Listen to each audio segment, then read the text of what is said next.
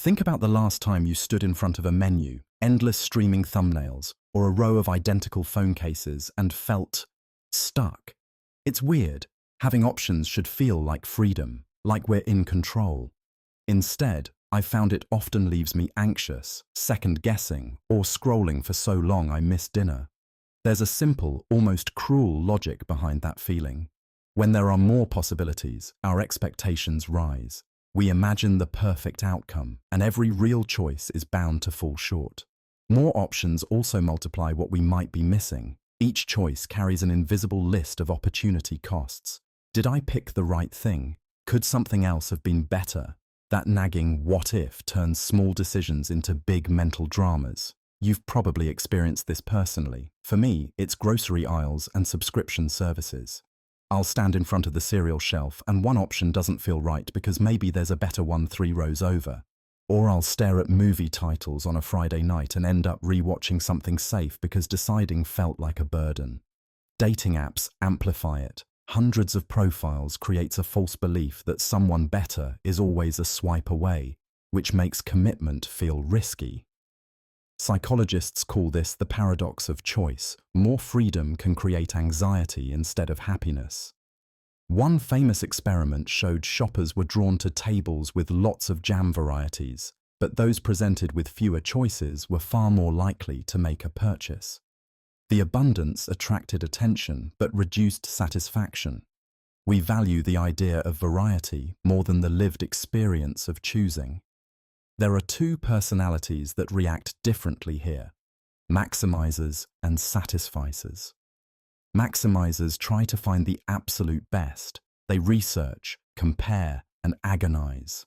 Satisficers look for good enough and move on. I used to be a maximizer with small things, thinking more searching would make me happier. It didn't. It just made me feel like I was always missing out. Shifting to satisficer mode for everyday decisions freed up time and mental energy for the things that truly mattered. The paradox also feeds regret. After making a choice, it's easy to replay alternatives in your head and imagine they'd be better. That's why that brand new gadget or pair of shoes can lose its shine the minute you see an ad for something slightly different. The more choices available, the easier it is to doubt your past decisions. So what can we do? A few simple fixes help. Limit options deliberately. Pick 3 max. Set clear priorities so your choices align with values, and create decision rules. Like, I'll pick the first healthy recipe that fits my time, to cut down deliberation. Time-boxing decisions helps too. Give yourself 2 minutes for small choices, an evening for medium ones, and more for big life moves. Practicing gratitude for what you chose also reduces the urge to compare. This isn't about avoiding choices. Freedom matters. It's about designing the right kind of freedom so options actually help us instead of wearing us out. Next, we'll look at practical strategies to build those boundaries and make decisions that stick. The Ship of Theseus. Now, imagine you own a small wooden boat you learned to sail in as a kid. Over the years, planks rot. Someone replaces a board here and a board there, until one summer you look down and realize none of the original wood remains. Is that still your boat? This is the Ship of Theseus in its simplest, most personal form. The thought experiment asks, if every part of an object is replaced piece by piece, is it still the same thing? It sounds like a puzzle for philosophers, but it hits a nerve because we live through slow change all the time. In people, in relationships, in the things we care about. There are a few natural ways to answer, and each one feels right depending on how you think about identity. First, the material answer. Some people say identity is about the actual stuff. If none of the original planks remain, then it isn't the same ship. That feels logical for objects that we value for their history. A family heirloom becomes less original if the original material is gone. Think of an antique watch replaced with modern parts. Collectors often treat material authenticity as everything. Second, the continuity answer. Maybe identity is about an unbroken chain of existence. If the ship was repaired slowly, never taken apart at once, and functioned continuously as the same vessel, then its identity persists. This matches how we usually treat ourselves. Our bodies replace cells constantly, but most of us feel like the same person because there's continuous psychological and biological flow. Third, the memory or psychological answer. For many people, what makes something the same is the continuity of memory, story, or function. You might still call that childhood boat yours because the memories attached to it are intact. The creak of the mast, the dent you made at age 10. Even if the wood is new, the narrative remains. Now, to complicate things, imagine someone collected every original plank and rebuilt a second boat from them. Which one is the real Ship of Theseus? The continuously repaired boat or the rebuilt one made of original material? That split reveals how tricky identity gets when continuity and material disagree. Why does this matter beyond academic curiosity? Because we face analogous questions today. Is a car with every part replaced over time still the same car? If your brain's memories were transferred into a digital copy, is that copy you? When doctors transplant organs, does the person change? Law, ethics, technology, all of these fields need answers to what makes something the same, even if the answers are provisional. Take a moment and think about your own stuff. Do you keep repairing an old pair of shoes or replace them the moment they wear out? Do worn-out parts make a thing less real to you, or is it the continuity and meaning that matter? Your instinct probably reveals which theory of identity resonates with you. There's no universally satisfying answer, and that's okay. The Ship of Theseus is valuable precisely because it forces us to examine what we mean by the same. Next, we'll see how this puzzle stretches when we apply it to living people and to emerging tech like brain uploads. The Friendship Paradox. Think about the last time you scrolled through friends' photos or checked follow accounts and felt a twinge. Why does everyone else have so many more friends? It's not imaginary. There's a real math trick behind that feeling called the Friendship Paradox. On average, your friends have more friends than you do. That sentence sounds almost accusatory, but it's just a statistical quirk. And once you understand it, a lot of that quiet comparison anxiety starts to make sense. Here's a simple way to feel the idea. Imagine a tiny group, 4 people. One is super social and has 10 friends. The others have 1, 2, and 3 friends. The average number of friends per person is 1 plus 2 plus 3 plus 10, 4 equals 4. But if you pick a random friend and ask how many friends they have, you're more likely to end up at the super social person because they appear in a lot more friend lists. If you sample through friendships, the people with many connections get sampled more often, pushing the average up. So even if most people have only a few friends, the friend sampled average looks inflated. In real life, that mathematics plays out across social media and real communities. A handful of highly connected people, the influencers, the party hosts, the popular classmates, show up again and again in other people's friend lists. When you look at your friends' networks, those well-connected individuals skew things, making the typical friend look more popular than the typical person. It's not that there's something wrong with you, it's the way averages and sampling work. Emotionally, this is subtle but powerful. We tend to evaluate ourselves by comparing to the people we can see. Social platforms make the most connected people hyper-visible. Likes, group photos, followers, shout-outs. Your feed becomes a highlight reel where high-degree nodes dominate. That creates a feedback loop. You see many popular people and feel you're missing out, which can quietly erode confidence and make social life feel smaller than it actually is. The good news is twofold. First, knowing this is a statistical artifact helps reframe those uncomfortable compares. It's a data trick, not a personal failure. Second, you can act on it. Pay attention to relationship depth instead of raw counts. Celebrate the friends who show up for you, not the number of people who clicked follow.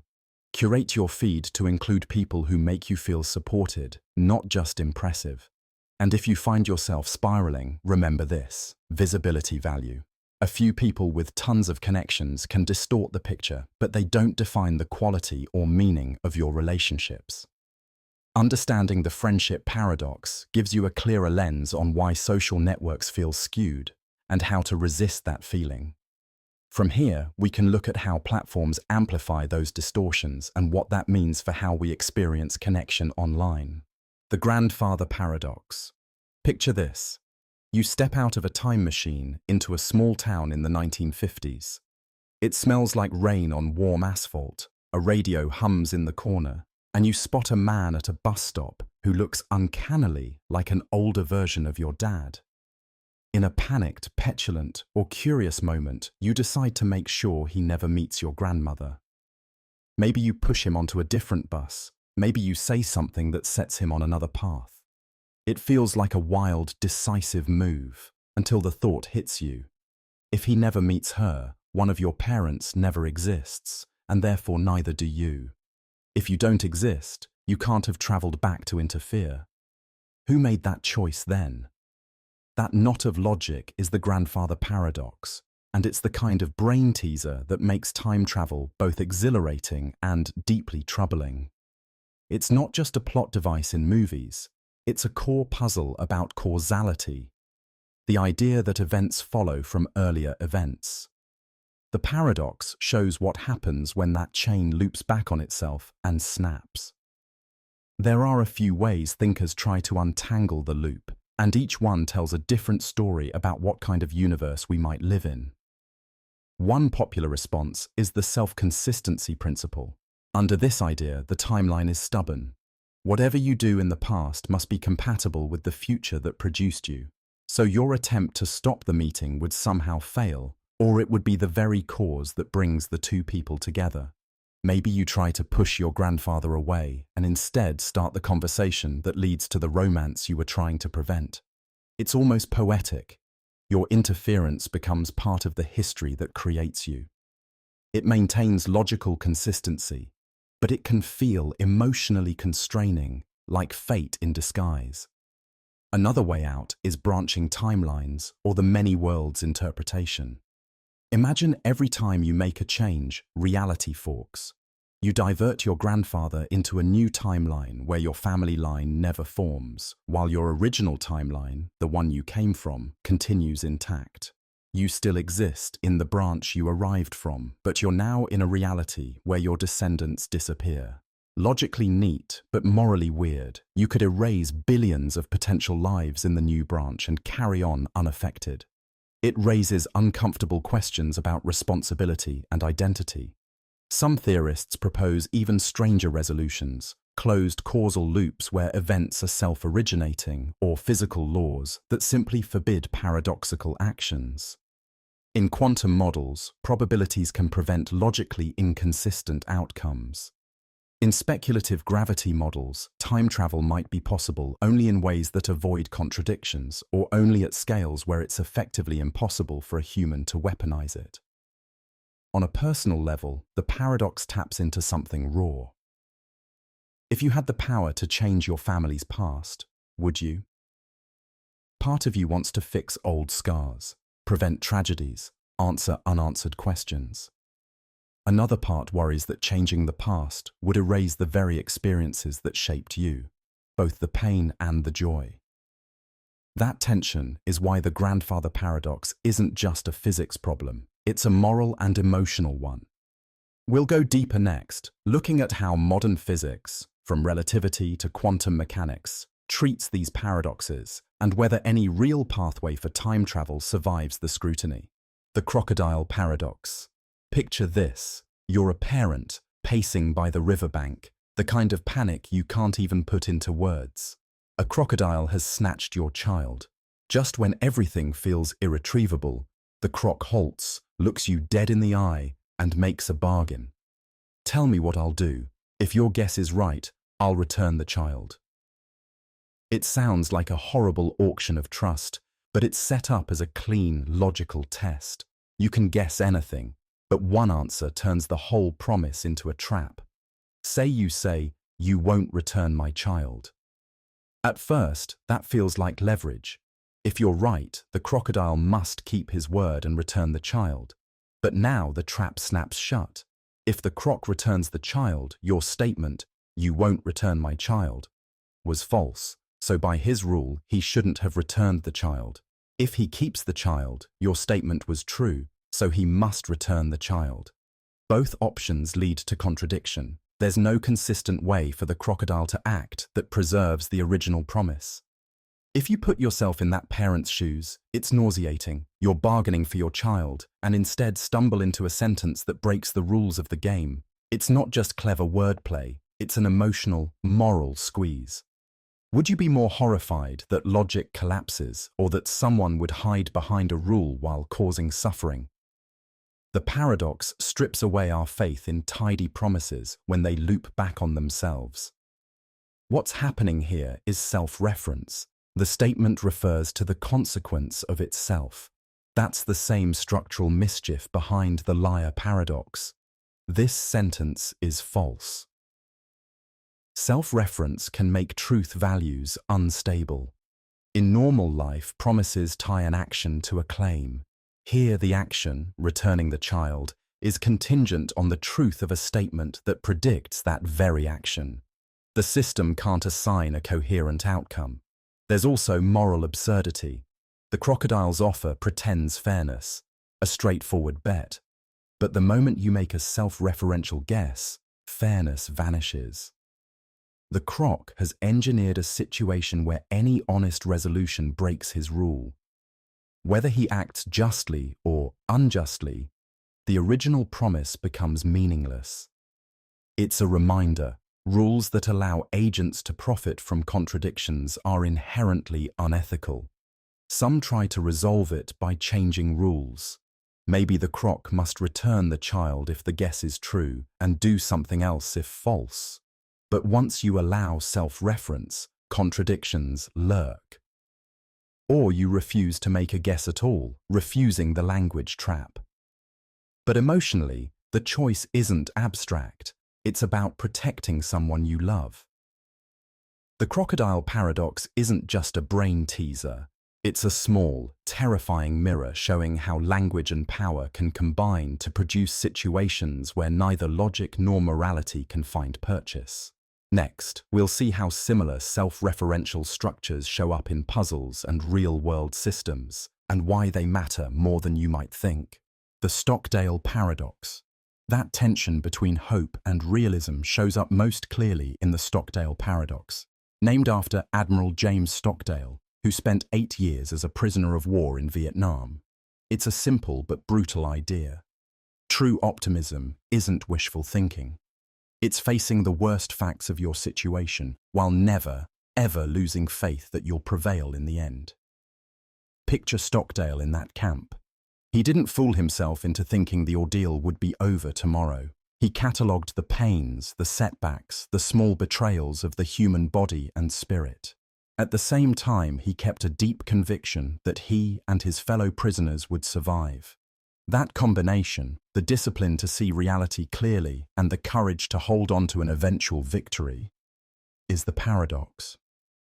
I've had to practice this myself. A few years back, I went through a rough stretch. Freelance work dried up, savings dwindled, and I woke up every morning wondering how long this would last.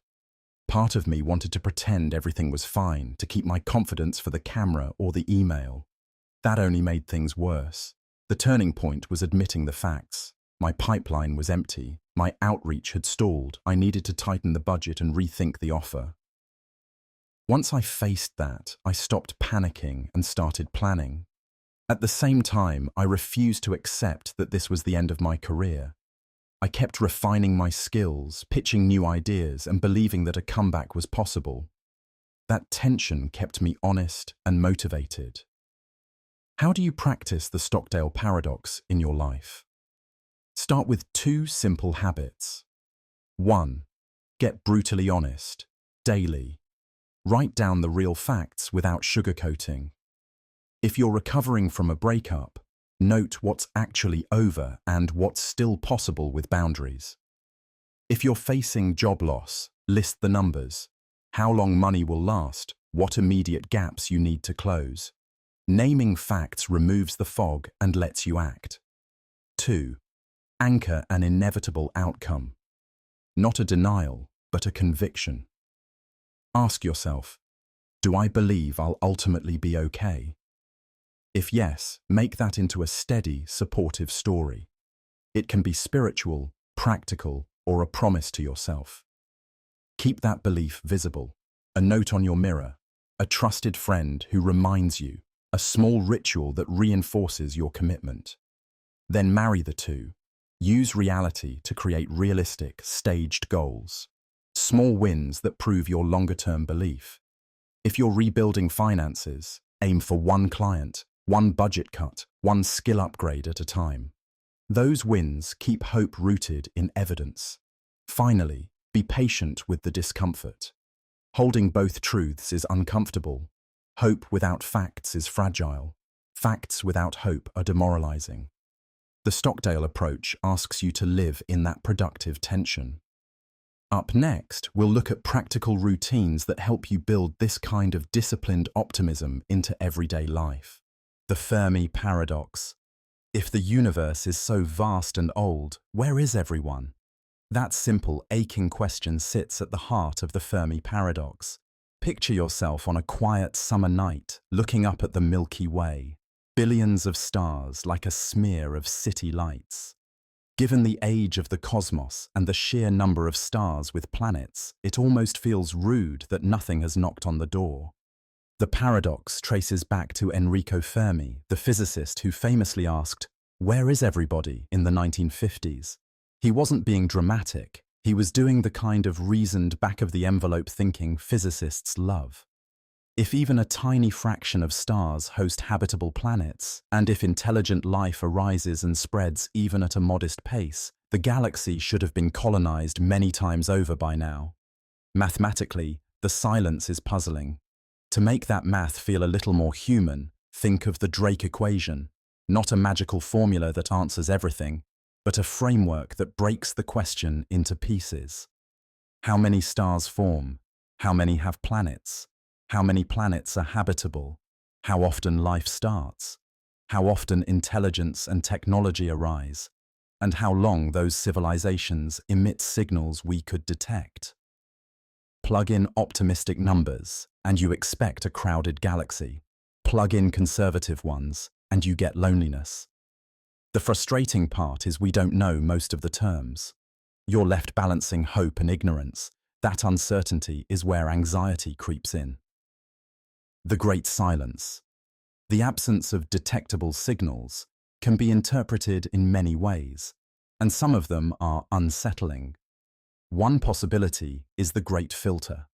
Perhaps there's a step from chemistry to life, or from life to intelligence, that is extraordinarily hard to pass. If the filter lies behind us, it's comforting. We beat the odds. If it lies ahead, that's much less comforting. It injects a real existential weight into what could otherwise be an academic exercise. There are less dire and more mundane explanations too. Advanced civilizations might choose not to broadcast their presence. They could have moved to communication methods we don't yet understand, or to technologies that don't leak into the cosmic background. They might be rare but long-lived and hiding, or simply uninterested in interstellar networking the way we imagine it. Then there's the zoo hypothesis. Perhaps we are being observed and deliberately left alone to develop without interference.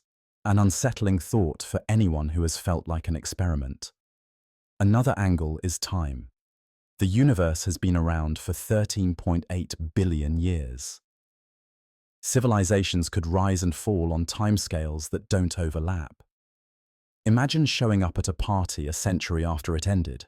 You'd find an empty room and wonder where everyone went, or consider that life might be common but intelligence rare. Planets could teem with microbes but lack the spark that produces radio transmitters and telescopes. What makes the Fermi Paradox so powerful is how it blends hard science with very human feelings: curiosity, loneliness, fear, hope. It forces us to ask whether silence is a sign of cosmic solitude or a mirror reflecting our own unreadiness. For me, it's both humbling and motivating. Humbling because it reminds us how fragile and unique our moment might be. Motivating because it gives real purpose to exploring, listening, and protecting our tiny, noisy blue world. So when you feel that twinge of cosmic unease, remember, the silence could be an answer, a question, or a challenge. Whatever it is, it calls us to keep looking, keep thinking, and keep learning. Because the alternative is to stop asking the one question that has pushed humanity to build telescopes, send probes, and dream beyond the horizon. Where are we in the grand conversation of the cosmos? The paradox of thrift. That brings us to the paradox of thrift, one of those ideas that sounds wrong at first but makes perfect sense when you walk through it. On a personal level, saving is responsible. I remember tucking away a little extra from each paycheck after I moved into my own place. Felt safe, smart, and adult. But imagine everyone in the city doing the exact same thing at the same time. Suddenly the cafes are emptier, the corner mechanic sees fewer cars, contractors have fewer jobs. What felt prudent for you now contributes to less income for others. Here's the simple chain. When households cut spending to save more, demand for goods and services falls. Businesses respond by reducing production, postponing hires, or laying people off. Those workers then have less income to spend, so overall consumption drops again. The initial extra saving gets offset, sometimes more than offset, by the loss of wages and profits. In aggregate, total savings can actually fall because the economy contracts. That's the paradox. Individually rational behavior produces a collectively damaging outcome.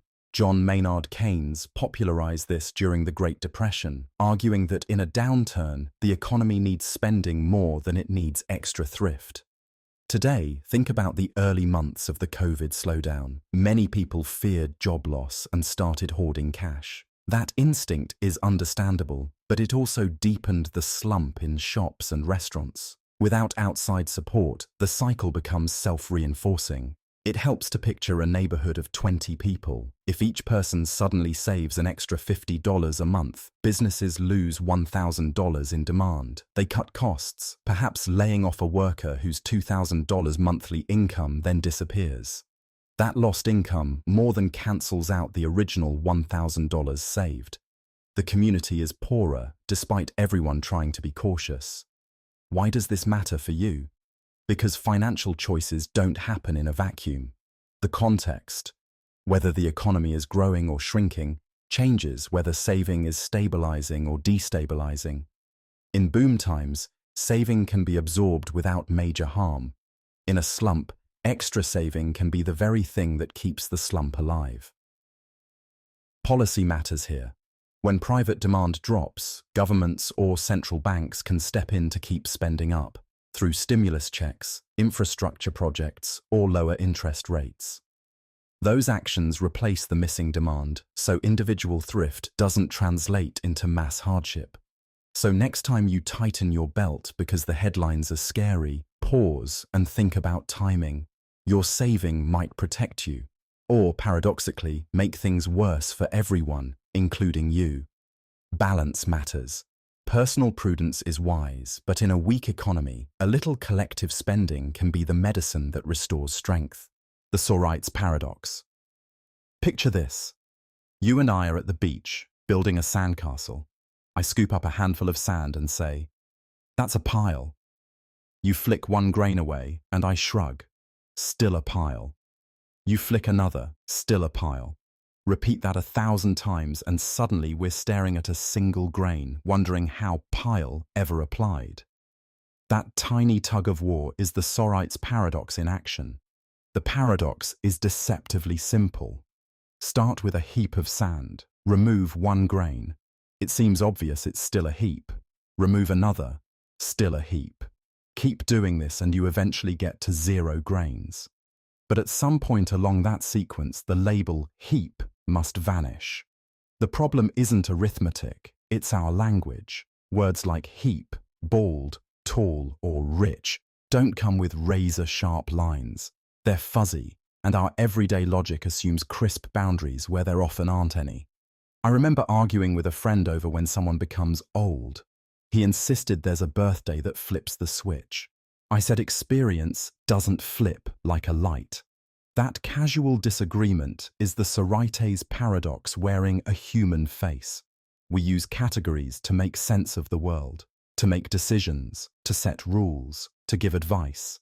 But those categories sometimes disguise gradual change as sudden change. That causes real friction. Think legal thresholds, medical diagnoses, hiring criteria, or content moderation policies. A single-digit difference can mean a wildly different consequence. Philosophers and logicians have tried to tame this fuzziness. Some say there is a sharp but unknowable cutoff. Others propose degrees of heapness, fuzzy logic. So a pile can be 0.8 heap and then 0.2. Another approach, supervaluationism, treats vague statements as true if they're true under all reasonable ways of making the terms precise. Each option has trade-offs. Either you accept uncertainty, allow graded truth, or force artificial boundaries. What matters for us as everyday thinkers is less which theory is right and more being aware that our language hides gradation. When you next make a rule, for example, no one under X can do Y, pause and ask, am I hiding a smooth transition behind a hard line? Recognizing the Sorites Paradox helps us be gentler with labels and smarter with rules. It reminds me to treat people and puzzles as things that often change a little at a time rather than suddenly overnight. Catch-22. Then there's the catch-22. That maddening loop where the rule that's supposed to protect you is the very thing that keeps you trapped. Joseph Heller gave it a name in his novel, but most of us meet it in much less literary places. The job ad that asks for experience you can't get without a job. The loan that requires a credit history you can't build because you can't get credit. Or the form that needs proof of residence you can't produce because you're stuck between places. I remember this one vividly. I was fresh out of college and excited to start. Every internship I applied for wanted 2 years of experience. 2 years. It felt like being told you can only enter a club if you're already inside. I ended up taking a string of unpaid gigs, networking relentlessly, and saying yes to anything that would let me write experience on my resume. It worked eventually, but only because I stopped treating the rule as immovable and started treating it as a problem to be solved creatively. Catch-22s aren't just annoying bureaucratic quirks, they're emotional traps. They make you doubt yourself, feel powerless, or, for the sarcastic among us, start laughing at the absurdity just to keep from crying. The logic is circular. To qualify for X, you must have Y. But Y is only possible if you already have X. The cycle feeds on itself until the only visible options are the ones the rule allows, not the ones that actually help. Because this happens so often, it helps to recognize the pattern early.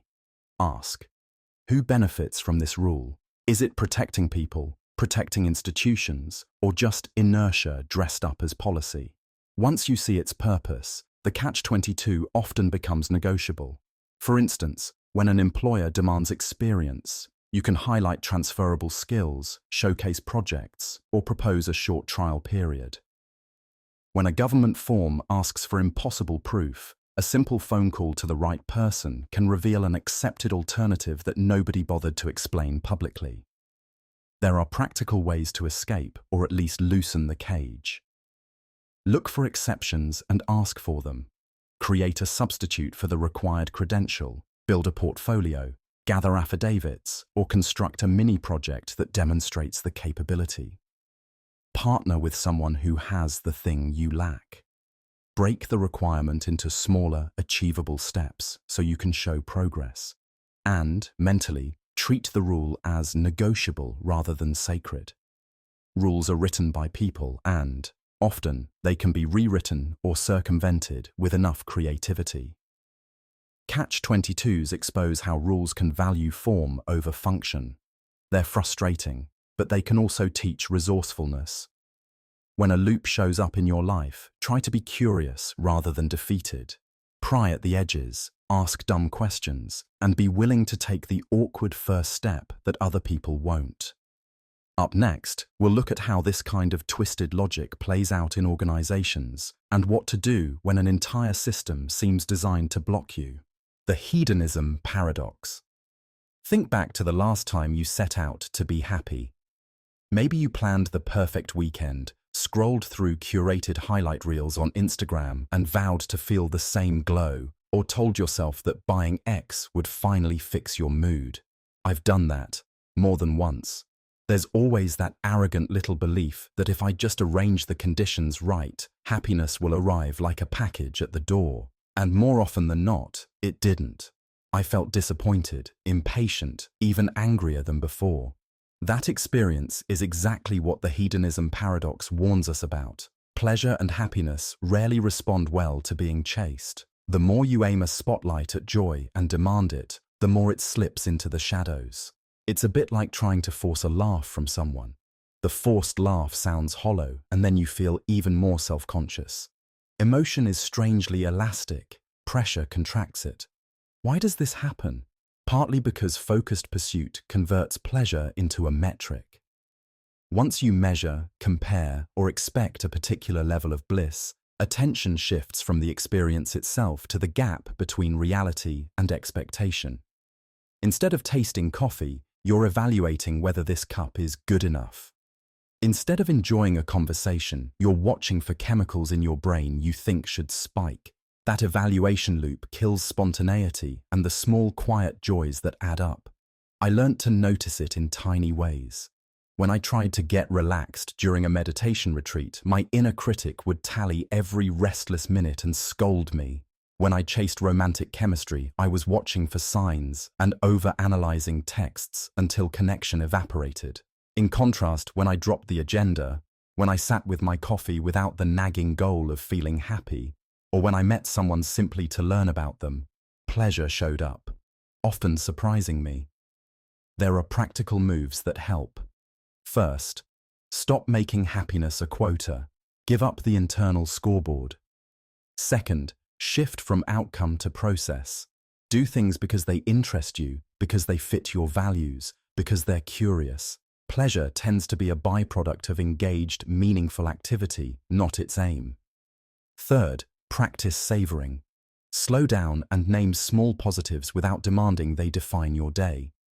Fourth, accept discomfort as part of life's texture. Trying to outlaw every negative feeling amplifies it.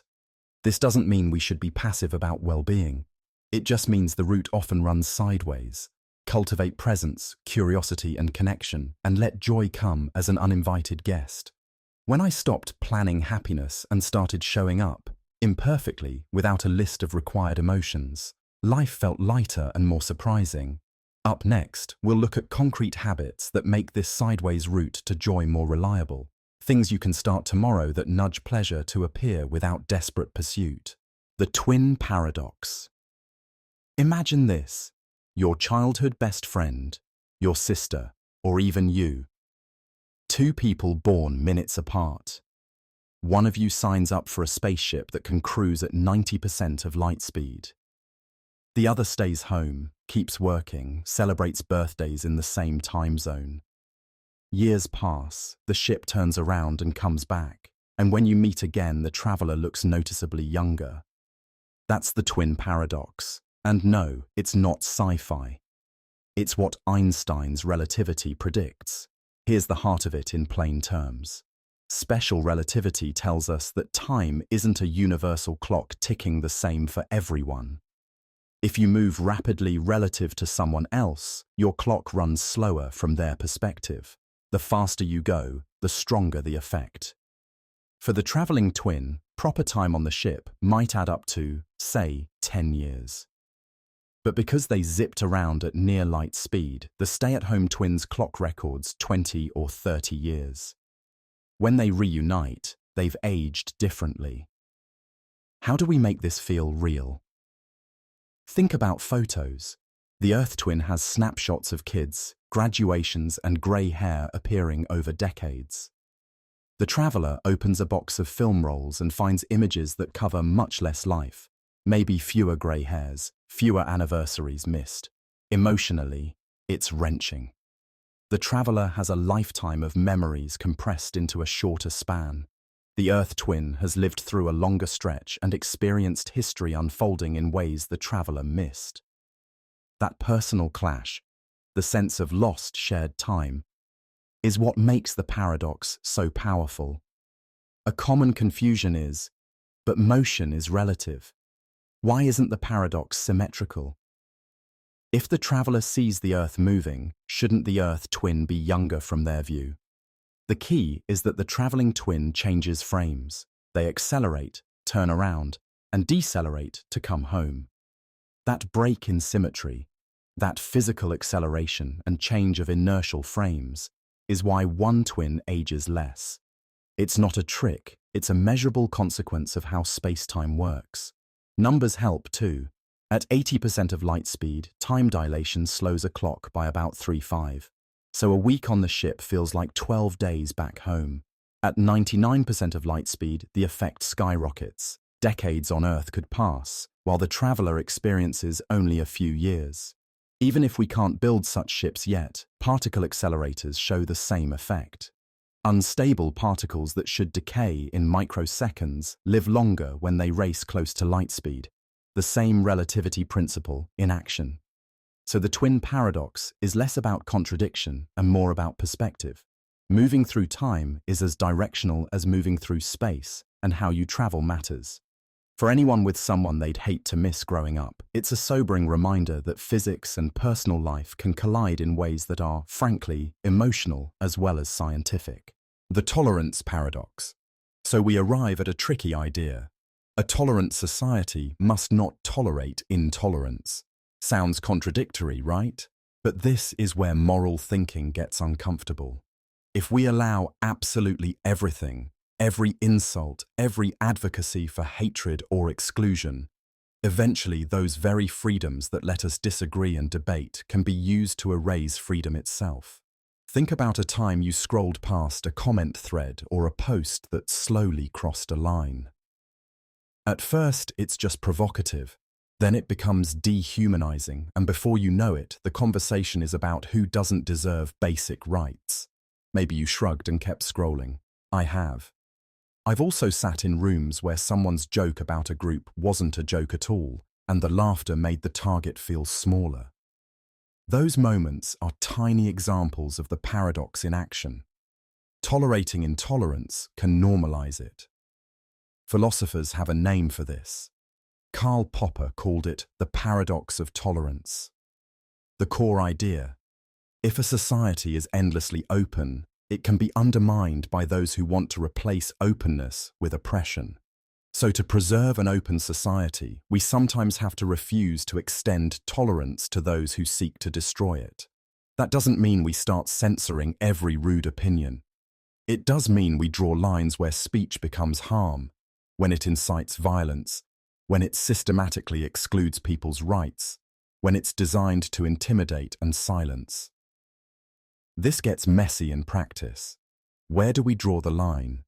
Who decides? I've had friends on both sides of this debate. One argues that anything less than absolute free speech is a slippery slope toward authoritarian control.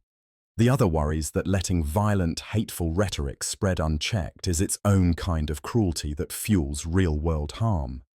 Both worries are valid. The balance lies in protecting the conditions that allow free, diverse voices to flourish, not protecting the power of those who would use freedom to crush others. So what does drawing the line look like? It can be legal, banning incitement to violence, prosecuting hate crimes. It can be social, communities refusing platforms to groups that spread coordinated lies to dehumanize others. It can be institutional, universities and workplaces enforcing codes that protect members from harassment. And yes, it requires constant vigilance. Drawing the line isn't a one-time decree. It's a practice we all participate in when we decide what to call out, what to ignore, and what behavior we won't accept in our circles. If you want to keep a society that feels safe for you and for people different from you, ask yourself, which ideas truly deserve the floor and which are dangerous under the guise of opinion? That reflection, messy, personal, and imperfect, is part of how tolerance survives. The unexpected hanging paradox. Picture this. You're the prisoner. The judge tells you one thing that feels simple and terrible. Sometime next week you will be hanged and it will be a surprise. You go back to your cell and your mind starts doing that thing minds do when they face uncertainty. It tries to reason the surprise out of existence. First you think, if I'm still alive on Friday morning, then the hanging must be that day, because it hasn't happened yet. But if you can be sure on Friday morning that the execution will happen that day, it won't be a surprise, so it can't be Friday. Okay, so rule out Friday. Then you look at Thursday. If nothing happens before Thursday and you already know it can't be Friday, you deduce on Thursday morning, it must be tomorrow. That would again kill the element of surprise. So by the same logic, Thursday is impossible. Keep going backward. Wednesday can't be the day either, because if the first possible day left is Wednesday, you'd see it coming, and Tuesday and Monday similarly get eliminated. By the time you finish this backward elimination, you've convinced yourself logically there's no day next week that could be both the hanging day and a surprise. Therefore, you conclude, it won't happen at all. Problem solved. Or so you think. Then, midweek, the jailer comes. You're hanged and you're genuinely shocked. That clash, a perfectly reasonable chain of deduction producing an outcome that still surprises you, is what makes the unexpected hanging paradox so gripping. It looks like a clear piece of reasoning, but it contains a self-referential twist. The judge's statement is about your knowledge of the statement itself. Your ability to predict the day depends on the outcome of the prediction. The statement changes the conditions it describes. What makes this feel personal and uncanny is how familiar that loop is in everyday life. Think about promises or warnings you get. I won't tell you when, but you'll know it when it happens. Or spoilers, when someone says, you won't see it coming. That very claim can make you overanalyze and either ruin the surprise or fail to anticipate it entirely. We all try to outsmart uncertainty, to reason our way out of being caught off guard. Sometimes that reasoning works. Sometimes the act of reasoning alters the situation. Philosophers and logicians have chewed on this paradox for decades because it sits at the intersection of logic, knowledge, and self-reference. Is the prisoner's proof valid? Does the executioner's statement mean something impossible? Or does it reveal a flaw in how we think about knowing a future event that depends on our own knowledge? The senses of certainty and surprise here don't line up the way our intuitive logic expects. So what do we take away? That some predictions change the thing they predict, and that knowledge about knowledge is a different kind of animal than ordinary facts. Hold on to that. It's a small, weird lesson about how we try to make the future legible and how the future sometimes laughs at our plans. The Barber Paradox. Think of a small town where everyone knows everyone, and there's this one barber who proudly declares, I shave everyone in town who does not shave themselves. Helpful, efficient, until you ask the inevitable question, who shaves the barber? If he shaves himself, then according to his rule, he cannot shave himself, because he only shaves those who don't shave themselves. If he doesn't shave himself, then by the rule, he must shave himself, since he shaves everyone who doesn't shave themselves. No matter which way you answer, you hit a contradiction. There's simply no consistent possibility that satisfies the barber's rule. This neat little loop is the Barber Paradox, a famous puzzle popularized by Bertrand Russell. He used it as a friendly story to expose a much bigger problem lurking in mathematics. Self-reference can produce statements that lead to logical collapse. Russell showed that if you allow sets or collections to be formed by any property you like, for example, the set of all sets that do not contain themselves, you can derive contradictions just like with the barber. To make it concrete, translate the barber to sets. Let R be the set of all sets that are not members of themselves. Ask, Is R a member of R? If it is, then by definition it shouldn't be. If it isn't, then by definition it should be. That's Russell's formal construction. Later, logicians used related self-referential tricks in a different context to show limits of formal systems. Gödel's incompleteness results work in the same spirit, leveraging statements that talk about their own provability. The point isn't to be gloomy, but to appreciate constraints. You can't let language and definitions run wild without risking contradiction. You might think this is just an abstract math hobby horse. I used to too, until real-life parallels started popping up. Once I wrote a vague office rule that led to a loop of approvals, and we wasted a morning trying to decide who could sign off on what. I've also seen online communities create policies that accidentally ban any discussion about the policy itself, which silences the one place where members could clarify or improve it. In software, unchecked self-reference can cause infinite recursion or crashes. The Barber is a story, but the underlying hazard is very practical. How did mathematicians respond? They reworked the foundations. Naive set formation, make a set of everything that satisfies property P, was restricted. Axiomatic systems like Zermelo-Fraenkel set theory impose rules about how sets can be built. Type theory separates objects into levels so that objects can't directly refer to themselves. These approaches are technical, but the idea is simple. Ban or control the kinds of self-reference that produce paradoxes. So here's a useful habit. Whenever you draft a rule, definition, or program, ask whether it could apply to itself. If it can, test it explicitly. Either restrict the domain, add exceptions, or structure layers so the rule doesn't bite its own tail.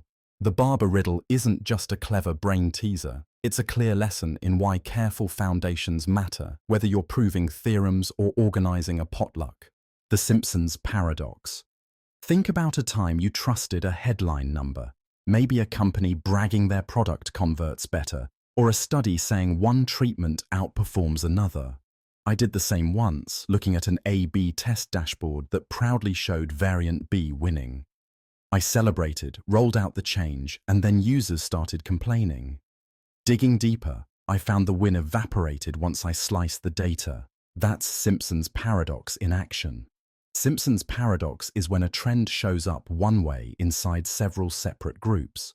But once you combine those groups, the trend disappears or even flips. It sounds impossible because our intuition thinks if B beats A in every group, B should beat A overall. But data aren't just percentages, they're counts. And those counts get weighted differently when groups are combined.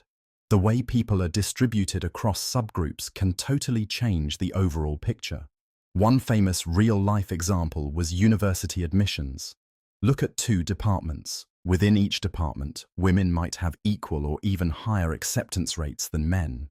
But if far more women applied to the departments that are very competitive, low acceptance rates, while men applied more to the easier departments, the university's overall admission rate can show men faring better, even if department by department women were doing as well or better.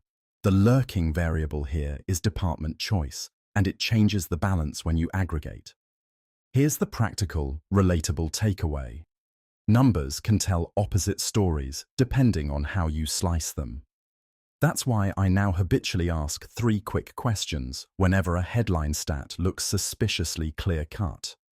What are the group sizes behind that percentage?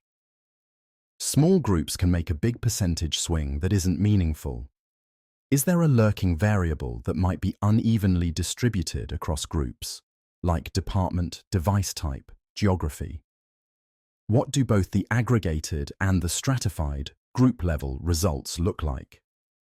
If you want to avoid being tricked, don't stop at the headline. Show both the marginal, overall rates and the conditional, by-group rates. Use stratification or regression to adjust for confounders. Talk to the people who understand the domain, product managers, clinicians, or admissions officers, because data alone won't tell you why people ended up in one subgroup or another. Simpson's paradox is a humbling reminder. Statistics are powerful, but context and structure matter more than a single number. Trust the data, but check how it's been sliced. That one extra lookup saved me from a bad rollout, and it'll probably save you from drawing the wrong conclusion too. The Pinocchio Paradox. Now picture Pinocchio, the puppet who grows a nose whenever he lies. He looks at you, takes a breath, and says, "My nose will grow now." At first, that sounds like a silly joke, until you try to pin down what's true or false. If his nose does grow, then he told the truth. But the rule says his nose grows only when he lies, so if it grew, he must have lied. If he lied, the sentence, "My nose will grow now," was false, which means his nose shouldn't have grown. But it did. If his nose doesn't grow, then the statement was false, meaning he lied, and by the rule, his nose should have grown. Either way, you're stuck. Both options force a contradiction. The claim traps truth in a loop. That loop is the heart of the Pinocchio Paradox. It's a special kind of self-reference. The statement refers to its own truth value and the consequence of that truth value, Pinocchio's nose growing. It's close kin to the classic liar paradox. This sentence is false, but with an extra causal twist. The act of lying produces an observable effect. That makes it feel more concrete, more like something that could actually happen to us in daily life. Personally, I get why this resonates. Think about promises you make to yourself. "I'll start exercising tomorrow." And then watch the whole thing fold back on itself. The promise changes your perception, your behavior, and sometimes your credibility. Or the times you say something like, "I'll be honest with you," and then everything that follows gets twisted by that opening line. Self-referential statements have a way of creating feedback loops in our heads and relationships, where the act of declaring alters the conditions that would make the declaration true. Philosophers and logicians get excited by these puzzles because they reveal limits in how we normally treat truth as a simple yes or no thing. The Pinocchio Paradox shows that some sentences can't be consistently labeled true or false without causing a contradiction. That's one reason people study alternative logical systems, like three-valued logic or paraconsistent logic, which allow for statements to be neither true nor false, or even both, without collapsing into chaos. Beyond the technicalities, there's a practical takeaway. Watch out for statements that define their own conditions. In life, these can be traps, circular promises, arguments that rely on their own conclusion, or social moves that change the rules as soon as you declare them. When logic reflects itself, it often becomes less useful. Recognizing the loop is the first step toward avoiding it. So the Pinocchio Paradox isn't just a clever brain teaser, it's a mirror for how language, action, and truth can tangle into knots. The next bit takes this tangled idea and asks, what do we do when our tools for truth aren't enough? The value paradox. Think about the last time you bought a bottle of water at an airport. You felt thirsty, you paid $3 for something you could have had free at a tap, and for a moment, that bottle felt priceless. Now imagine walking past a jewelry store and seeing a tiny diamond ring with a price tag that makes your stomach drop. Water keeps you alive. The ring won't. Why does one cost pennies and the other cost thousands? That contradiction is the value paradox. I used to be baffled by this until I learned to separate usefulness from price. Water's value to me is enormous on a personal level. Without it, I couldn't function. But in economic terms, we care about marginal utility and scarcity. The first glass of water on a hot day is incredibly valuable to me, the 100th glass less so. In most places, water is abundant enough that its marginal value drops and prices follow. Diamonds, by contrast, are rare and tightly controlled. Even if a diamond brings me very little real-life utility, its scarcity combined with social desire drives its market price up. This paradox has a long history.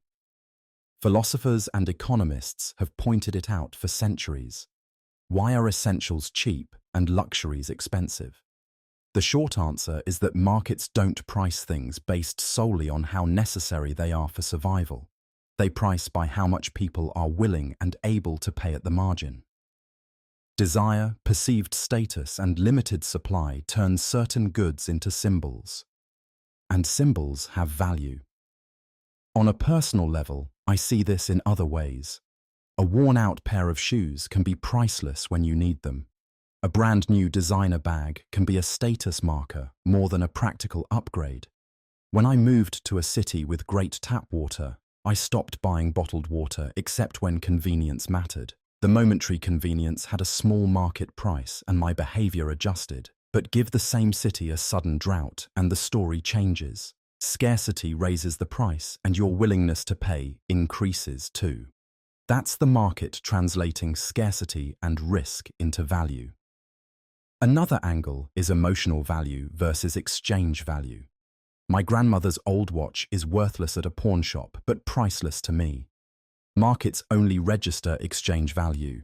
They can't measure personal attachment. So while economics helps explain why diamonds cost more than water, it doesn't tell the whole story about what we truly care about. Understanding the paradox matters because it shapes how societies allocate resources. High prices signal scarcity and redirect attention and production. Low prices for essentials can reflect abundance, or it can hide unfair access. Recognizing this split between usefulness and price helps us make better choices. Sometimes we should listen to market signals, and sometimes we should weigh human needs that markets ignore. That tension between what we need and what we desire is at the heart of many economic decisions. The Service Recovery Paradox. Think about the last time something went wrong for you as a customer: a flight delayed, a package lost, a coffee order completely wrong. Now imagine the company not only fixes it, but does so quickly, sincerely, and with a little something extra: an upgrade, a heartfelt apology, a refund, or a personal follow-up. Suddenly that annoyance becomes a story you tell your friends. That's the Service Recovery Paradox. A failure followed by a stellar recovery can make you more loyal than if nothing had ever gone wrong. I've experienced this myself. One winter, my connecting flight was cancelled and I was stranded overnight. The airline staff didn't hide behind policy. They apologized, walked me to a hotel shuttle, handed me a meal voucher, and the next day they upgraded me for the long leg home. Not only did I stop being frustrated, I felt like that airline actually cared. I started checking their prices first when booking travel afterward. That redemption felt stronger than any ordinary, smooth trip. Why does this work? People notice contrasts. The emotional low from the failure makes the high of a thoughtful, fast fix stand out more. When a business admits fault, empathizes, and remedies it, customers feel respected and valued. There's also a reciprocity effect. We tend to respond positively to kindness, and when a recovery is unexpected, it creates a memorable moment that trumps bland perfection. But the paradox isn't magic you can fake. A bungled recovery often leaves customers worse off than if the original issue had just stood alone. So the difference between turning a failure into loyalty or into a lost customer is how you handle the repair. Here are the practical elements that make recovery powerful, things any team can learn and apply. Acknowledge quickly and clearly. Silence breeds resentment. A simple, honest apology calms people faster than technical jargon. Fix it fast. Speed signals respect for the customer's time and stress. Empower staff to make decisions. Frontline employees should be able to resolve common problems without running up a bureaucratic ladder. Add something unexpected. A small upgrade, a credit, or a personal note turns repair into delight. Explain and learn. Tell the customer what went wrong and what you'll do to prevent it, and actually follow through. Follow up. A quick message checking in after the fix turns a one-off repair into relationship building. Keep in mind, sincerity is everything. Mechanistic or scripted apologies feel hollow. Recovery must be human and proportional to the harm.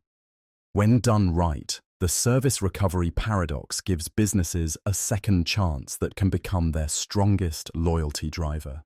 Next, let's walk through a step-by-step recovery playbook you can adapt for your team so you're ready the moment something goes wrong. The Dichotomy Paradox. Think about the last time you walked across a room, maybe to grab your phone, to open a door, or to get into bed after a long day. It feels instant and simple. Point A, point B, done. Now imagine someone saying, "Not so fast. Before you reach the end, you first have to get halfway there." Okay, fair. You take a step. But now they say, now you must get halfway of that remaining distance. And then halfway again and again, forever. That's the heart of Zeno's Dichotomy Paradox. Zeno of Elea, a Greek philosopher from around 450 BCE, framed this puzzle to make a bold claim.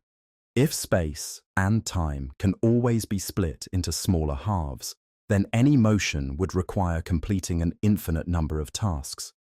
And finishing infinite tasks sounds impossible, so maybe motion itself is impossible. It's a provocative challenge. How can you move from here to there if between every 2 points there are infinitely many points to cross? What makes this paradox stick is how it turns an everyday action into a brain teaser. I love this one because it forces you to slow down mentally, to notice that something we take for granted hides a deep question. When I try to teach it, people immediately translate it into their own lives. So if I'm late for a meeting, does that mean I can never arrive? If I run a marathon, do I have to finish an infinite list of mini goals? Those are natural reactions, and they reveal why Zeno's point is so powerful. It connects a theoretical doubt about infinity with the real, practical sense of moving through the world. There's a subtle psychological twist, too. Our minds like steps and tasks. We break big goals into smaller ones because that helps us act. Zeno weaponizes that habit and asks, what if the smaller never ends? It's a reminder that how we model progress matters. If every milestone spawns another milestone, you can get trapped in perpetual preparation. Of course, modern math and physics give us tools to answer Zeno. We learn that an infinite sequence of ever smaller steps can add up to a finite distance, the idea behind convergent series and limits. But even before you know the math, the paradox does its job. It makes motion feel mysterious again. It nudges you to ask how something as ordinary as walking can survive a challenge from infinity. And that curiosity is exactly why thinkers have kept pushing this question for millennia. The Grand Hotel Paradox. Imagine checking into a hotel that, on paper, never runs out of rooms. I know that sounds like a travel blogger's fever dream, but this is Hilbert's Grand Hotel, a thought experiment that makes even the most logical parts of your brain hiccup. Picture the lobby, a long desk, a polite manager, and a sign that says, "No vacancy." Every single room is occupied. You'd think that's it. Full house, sorry. But then something strange happens. A new guest arrives. The manager smiles and asks each occupant to move from room N to room N+1. The person in room 1 goes to room 2 to room 3, and so on. Nobody is left without a room, and room 1 becomes available for the newcomer. If you've ever squeezed your backpack into an already full overhead bin on a plane, this sort of feels like that. A little shift, and suddenly there's space where there was none. But unlike luggage, no one is crushed. Now imagine a bus pulls up with infinitely many new guests, each assigned a number. Guest 1, guest 2, guest 3. The manager's trick changes slightly. Instead of N+1, every current guest moves from room N to room 2N. That sends people to rooms 2, 4, 6, 8, the even-numbered rooms, leaving all odd-numbered rooms empty. Suddenly, infinitely many spaces appear, one for each new passenger. The hotel was full, and yet it makes room for infinitely more people. If your head is spinning, you're not alone. I remember the first time this hit me. It felt like the rules of reality had been quietly swapped for a different set. In everyday life, full is final. A full bus can't take one more passenger. But with infinity, fullness and the ability to add more coexist without contradiction. That's the beauty and the puzzle. You can push the idea further. A countable infinity of buses, each with a countable infinity of passengers, can be accommodated too. There are clever ways to assign rooms so every passenger gets a unique number, because countable infinities can be matched up. Put another way, infinity plus infinity still pairs up with the original infinity. What matters is not how many in the ordinary sense, but whether you can set up a one-to-one correspondence between guests and rooms. This is where the paradox softens into math. It's not that the hotel defies logic, it's that our intuition, trained on finite situations, misleads us. Mathematicians formalize this with the idea of cardinality, different sizes of infinity, and whether two sets can be matched up.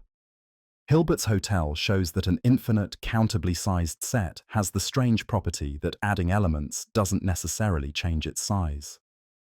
On a personal level, the Grand Hotel is a humbling reminder. Some questions we take for granted. What it means to be full, what it means to add one more, depend on the scale we're thinking in. It's like realizing that rules that govern my tiny apartment don't always scale up to a skyscraper, and certainly not to infinity. The paradox charms because it teaches patience. When we stretch beyond the finite, we need new intuitions. The paradox of enrichment. So we think, more is better, more food, more money, more comfort. Surely that should make systems healthier. The paradox of enrichment flips that intuition on its head. When you pour extra nutrients into a system, instead of flourishing, it can tip into instability and collapse. I see this play out all the time, and probably you do too. In ecology, it's easiest to picture. Imagine a pond into which someone keeps dumping fertilizer runoff. At first, algae explode in number. The surface becomes a thick green blanket. That seems like success, more life. But the heavy algal growth blocks sunlight, oxygen levels plummet at night, and when the algae die, they decompose and consume even more oxygen. Fish suffocate. A once productive pond turns into a dead zone. The nutrient input didn't create a healthier ecosystem. It amplified one part of the food web until feedback loops destroyed others. There's a dynamical reason. Enrichment can increase the amplitude of population cycles. Predators thrive on surges of prey, but when prey rebound too quickly and too much, predators overshoot, then crash.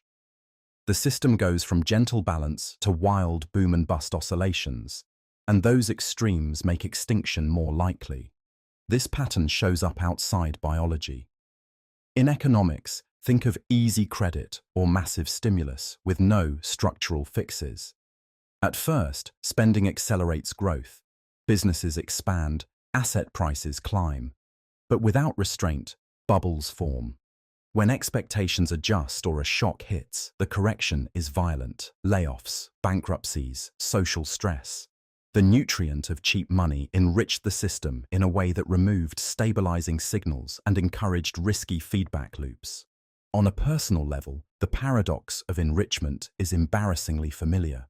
I once tried to fix my own exhaustion by stacking comforts, more sleep-ins, streaming shows, takeout dinners. For a week, it felt indulgent and restorative. But because I didn't address the root causes, my overbooked calendar, vague boundaries, and skipped exercise, the comforts masked warning signs. Eventually, a minor stressor sent me into a bigger slump than before.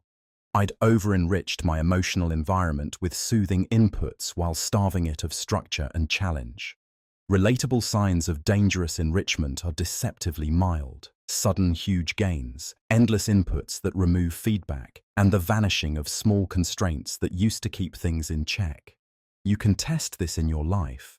If a solution removes all friction and makes every decision effortless, check whether it also removes informative feedback. Friction often carries valuable signals. So why does this matter? Because recognizing enrichment helps us choose differently. We can aim for measured inputs, maintain diversity in species, revenue streams, or daily habits, and preserve feedback channels. Those little inconveniences that tell us when something's gone off the rails. Excess feels good for a while. The paradox of enrichment reminds us that feeling good is not the same as being stable or resilient. The Bootstrap Paradox. Picture this. You open an old shoebox and pull out a crumpled notebook of song lyrics. The handwriting is yours, but you don't remember writing them. You study the verses, learn the melody, and eventually perform the song. Years later, in a moment of despair, you mail that same notebook back in time to your younger self. That younger you grows up, learns the song from the notebook, and then, just like you did, sends it back. Where did the song come from? Who actually wrote it? That's the Bootstrap Paradox in a nutshell. An idea or object loops through time and becomes its own origin. It seems to pop into existence fully formed, with no creator to point to. The cause and effect fold into one another until they lose their usual order. Future causes past, past causes future. It's mind-bending because it breaks the neat chain we rely on to make sense of how things begin. On a human level, the Bootstrap Paradox feels strangely intimate. Think of a family rumor or a recipe passed down with no clear inventor. Grandma always used to. But now imagine if that grandma learnt the recipe from a mysterious note she received later in life. Suddenly, your heritage includes something that seemingly came from nowhere. That loss of origin can be unsettling. We like to know the source of our beliefs, talents, and possessions. It grounds our story. The bootstrap loop asks us to accept that some pieces of our lives might be self-generated, fed to us by our own future selves. There's something almost poetic about the responsibility that comes with it.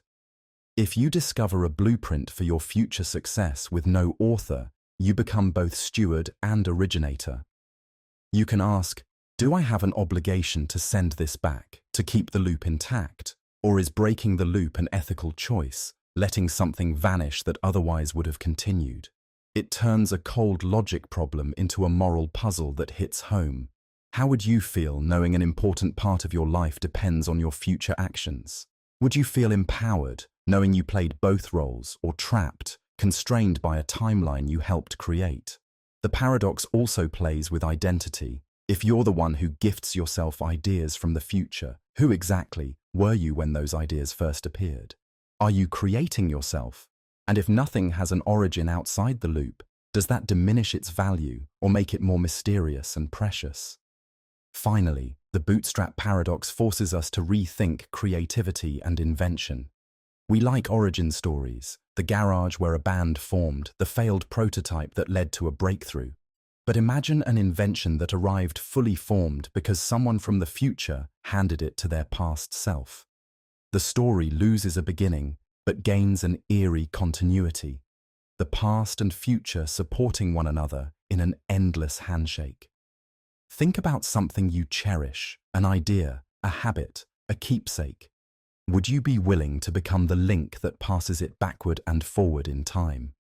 The Bootstrap Paradox isn't just a sci-fi puzzle. It's a thought experiment about responsibility, authorship, and how we make meaning when cause and effect become a loop.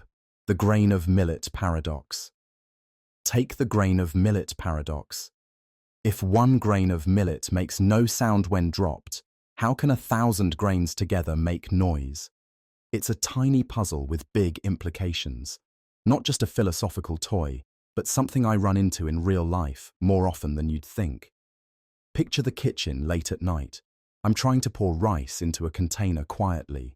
A single grain lands with barely a whisper. Then, when I dump the whole bag, it's a definite roar. Why does the property being noisy appear only when the number changes? Is noise something that simply emerges at a certain scale, or is our judgment fuzzy and context-dependent? This is the heart of the ancient Sorites Paradox. Vague predicates like noisy, bald, or heap don't have a sharp boundary.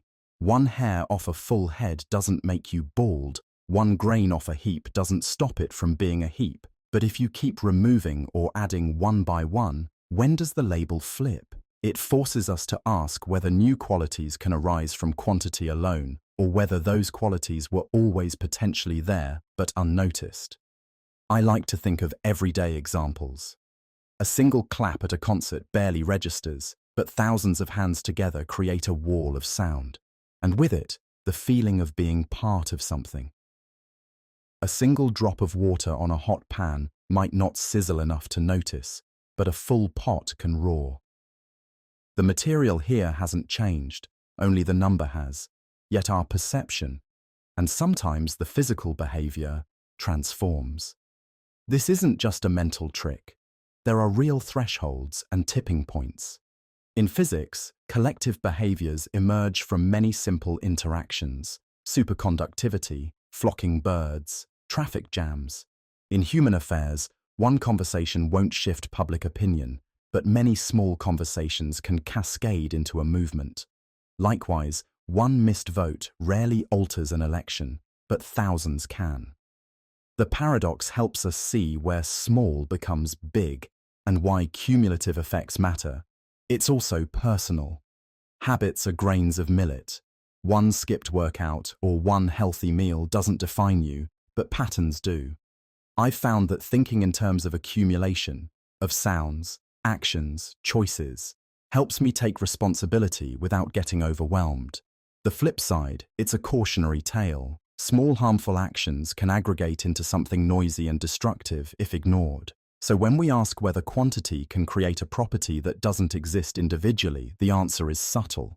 Sometimes the property is genuinely emergent, sometimes it's about perception and thresholds, and often it's both.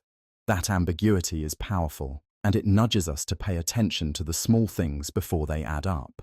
The sword and shield paradox. Picture this. You're wandering through a crowded market and a charismatic merchant catches your eye.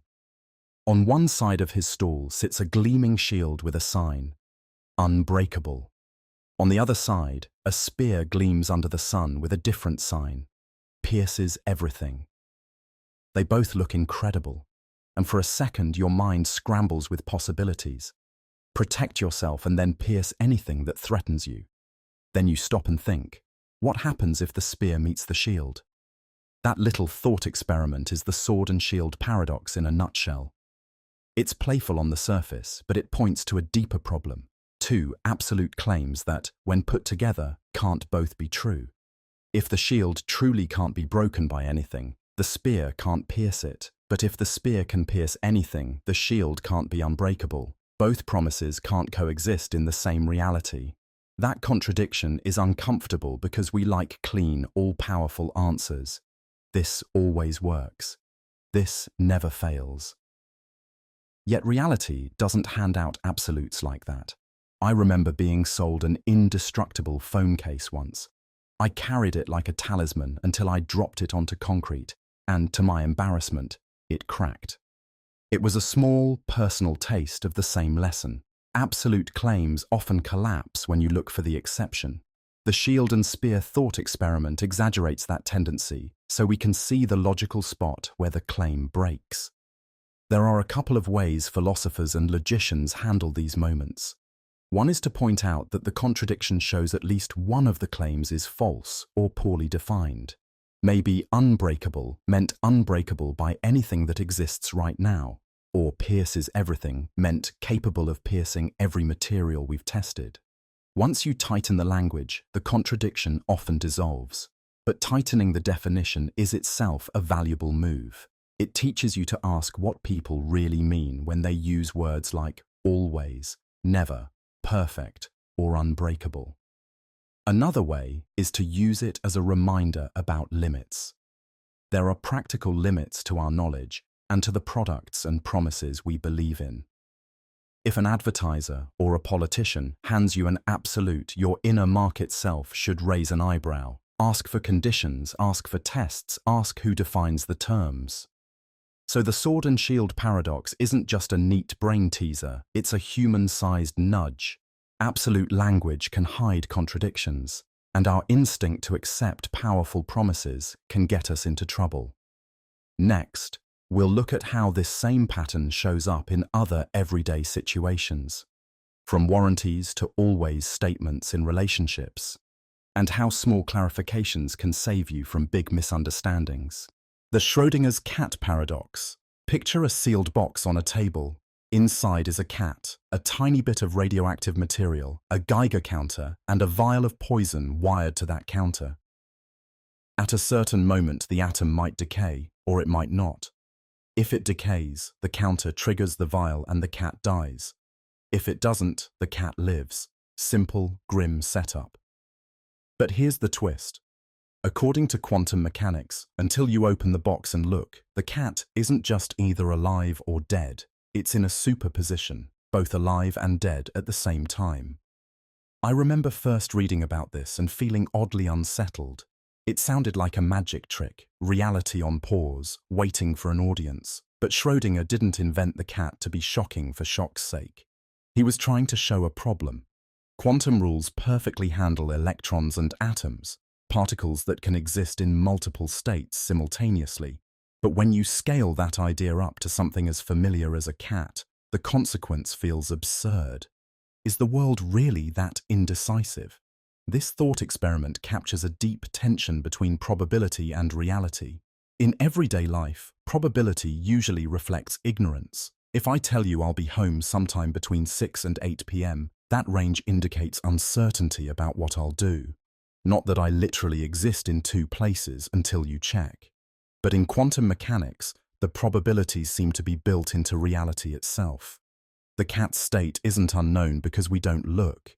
It genuinely occupies a superposition of outcomes until a measurement collapses that superposition into one definite result. That idea forces you to rethink what real means. Is the universe actively choosing outcomes when we look? Or does reality include every possibility simultaneously, with observation selecting just one branch for us? Different interpretations answer differently. The Copenhagen interpretation says the act of measurement causes collapse. The many worlds view says each outcome happens in a separate, equally real branch of the universe, so there's a version of you who sees a live cat and another who sees a dead one. Both perspectives are wild in their own ways, but they arise from the same mathematical rules that scientists use to predict tiny particles' behavior. On a human level, the cat paradox touches something familiar. Our discomfort with ambiguity. We hate waiting for results, test scores, job offers, replies to a message, because we want a single reality, a clear answer. Schrödinger's cat exaggerates that everyday impatience into the fabric of the cosmos.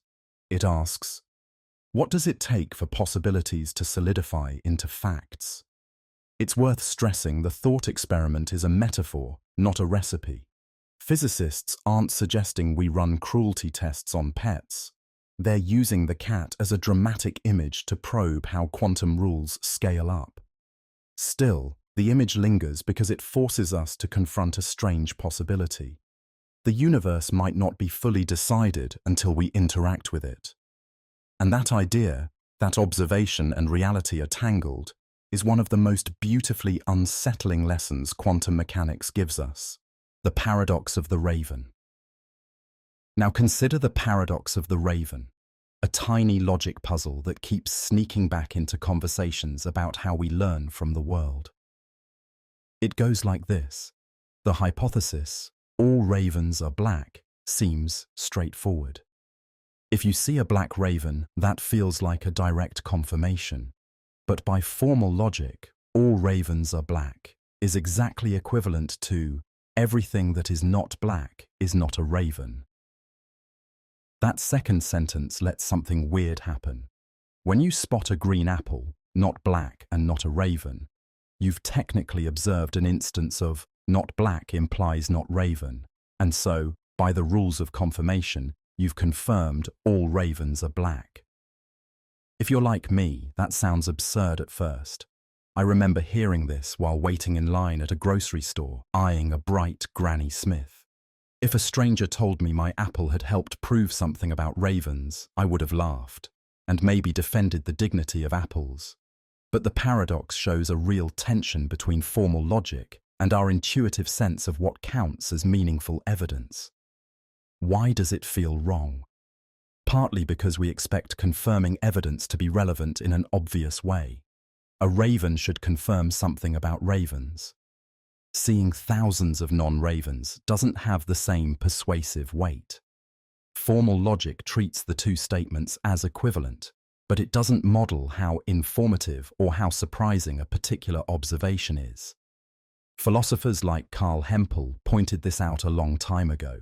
The paradox reveals problems with naive inductive reasoning. A practical way to untangle it is to think in probabilistic terms. Imagine the universe of objects is vast. Most things are not ravens, and most of those are not black.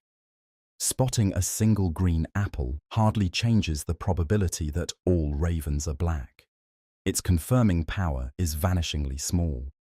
By contrast, finding a single black raven substantially raises your confidence, because it's a rare kind of object directly tied to the hypothesis, so both observations technically confirm the theory, but they do so by very different degrees. Another useful angle is to consider relevance and how we frame hypotheses. If you care about the color of birds, you're going to look at birds. If you go out of your way to inspect only non-black objects and you never find a raven among them, that pattern can actually be informative. But casually noticing green apples while grocery shopping is not the same kind of experiment. The paradox of the raven forces a useful humility. Logical equivalence doesn't always match our sense of relevance, and inductive confirmation has gradations. It nudges us to specify what we mean by confirmation, whether we mean strict logical support or probabilistic increase in confidence, and to be explicit about the background assumptions and the scope of our observations. In short, it's a good reminder that truth can hide in the irrelevant, and that part of scientific reasoning is deciding which irrelevancies to ignore. The Stability-Instability Paradox. Think about walking across a suspension bridge. The huge cables and pillars make you feel safe. So safe that you might lean on the railing, take a photo, even let a child run ahead. But that sense of security can also let smaller risks creep in. Someone might toss a stone, people might crowd the walkway, or a loose plank might go unnoticed. The bridge holds because of tension, not because danger disappeared. The Stability-Instability Paradox works the same way for nuclear deterrence. When two states reach a point where the threat of nuclear retaliation is credible, they grow cautious about launching anything that could spiral into an all-out nuclear exchange. That's the stability at the top. Leaders don't want to press the button. The consequences are unthinkable. So there is restraint at the strategic level. But that same restraint creates room for lower intensity conflict below the nuclear threshold, because both sides believe the other won't risk nuclear annihilation over a limited clash. They start testing boundaries, proxy wars, cross-border raids, cyber attacks, or localized skirmishes. Those actions feel safer to decision-makers, but they make life on the ground less secure. This is not just theory. During the Cold War, the United States and the Soviet Union avoided direct nuclear confrontation, but they fought through proxy wars in Korea, Vietnam, and Afghanistan. Both superpowers believed direct nuclear exchanges were off the table, which allowed them to support allies and intervene indirectly with fewer immediate risks. Closer to home, consider India and Pakistan. The presence of nuclear weapons after the late 1990s didn't stop conflicts at all. It arguably made them more willing to engage in limited operations like the 1999 Kargil conflict or the frequent skirmishes along the line of control. For civilians living near those borders, the result is persistent insecurity. Checkpoints, shelling, displaced families, and the daily anxiety that a small clash could suddenly grow. That's the human side of the paradox. While leaders talk about strategic stability, ordinary people experience chronic instability. A fisherman watching patrol boats shadow each other across a disputed waterway. A farmer whose fields are next to contested hills. A teenager whose school day is interrupted by sirens. For them, stability aloft doesn't translate into peace on the ground. Instead, systems balance on tension. The structure prevents total catastrophe, but it tolerates, even encourages, lower-level violence because that violence feels contained. So what does this mean for policy and for communities? Recognizing the paradox forces us to stop confusing the absence of nuclear war with genuine peace. It pushes us to ask, how do we reduce incentives for risky, small-scale aggression? How do we protect people living under the uneven calm created by strategic deterrence? That's the next piece we need to explore. The paradox of lottery. Now here's where it gets weird, and a little bit uncomfortable. Imagine you and I each buy a lottery ticket. We both know the odds are terrible. For my ticket, it's perfectly rational to think, this won't be the winning one. Same for yours. The probability is so low that treating our single ticket as a loser is a reasonable, everyday judgment. But scale that same reasoning up to the whole crowd of tickets sold. For each individual ticket, it's rational to believe it won't win. Put together thousands or millions of those individual beliefs, and you end up believing that no ticket will win. And yet, by design, a winner must exist. That contradiction is the heart of the lottery paradox. Let me make it more personal. I remember once standing in line at a convenience store holding a ticket and telling myself, no way I'll win, but it's a fun fantasy. That tiny, harmless belief, my ticket won't win, coexists with the factual reality that someone does win. It feels fine until you try to be logically consistent about all those little beliefs at once. Philosophers call this a paradox because it shows how perfectly reasonable individual beliefs can collapse when you try to apply the same logic across a large set. If you accept the principle that high probability claims are rational to believe, and you accept that rational beliefs should be closed under logical consequence, meaning if you believe A and you believe B, you should believe A and B together, then the math forces you into believing a contradiction. Every ticket will lose, and at least one ticket will win. Why does this matter beyond some abstract brain teaser? Because we use the same type of reasoning in everyday life. Doctors might say it's rational to believe a single test result isn't conclusive. A policymaker might think a single economic model won't capture reality. Individually, those are sound stances. But when institutions aggregate those stances without checking how they interact, you can end up with policies or decisions that don't logically hang together. There are ways people and systems cope. We distinguish between practically certain and logically certain, or we reserve full belief only for things above an even higher threshold. Another move is to stop demanding strict closure for rational beliefs, accepting that what's reasonable to believe in one case might not be something you can adopt for every related case simultaneously. The lottery paradox pushes us to be humble about how we turn probabilities into beliefs. It reminds me that being rational isn't only about what makes sense for me in an isolated moment. It's also about how those moments add up when everyone's reasoning is put together. The card paradox. Now let me show you a tiny thought experiment that unravels faster than you expect. And it's one you can try at the kitchen table with a single index card. Imagine a card with two sides. On side A, it reads, "The sentence on the other side of this card is true." Turn it over. Side B says, "The sentence on the other side is false." Simple, neat, obvious wording. But together these two short sentences create a loop that can't be satisfied. Walk through it with me. Suppose side A is true. Then what it says, that the sentence on side B is true, must also be true. So side B is true. But side B asserts that the sentence on the other side, side A, is false. If side B is true, then side A is false. Contradiction. We started by assuming side A true and ended with side A false. Okay, try the other possibility. Suppose side A is false. That means its claim that side B is true is false, so side B is not true, it's false.